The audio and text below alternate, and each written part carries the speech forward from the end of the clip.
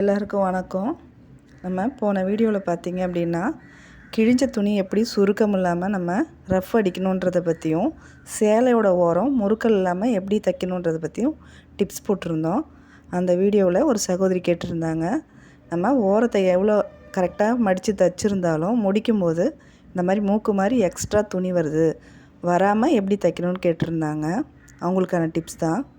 Beginners பார்த்திங்கன்னா பொதுவாக இந்த மாதிரி இன்ச் பை இன்ச்சாக துணியை மடித்து அடிப்பீங்க ஓரம் அடிக்கும்போது. அந்த மாதிரி அடிக்கக்கூடாது.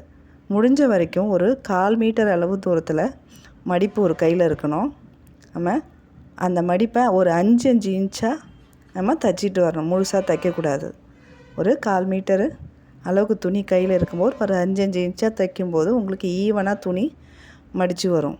அதேமாதிரி முடிக்கும்போது பார்த்திங்கன்னா அதே 1/4 மீட்டர் தூரத்தில் ஃபினிஷிங் பண்ணி கையில் நம்ம முடித்து வச்சுட்டு நீங்கள் அப்படியே ஒரு கையால் மடித்து தைச்சிட்டே வந்தீங்கன்னா மீறாமல் துணி வரும்.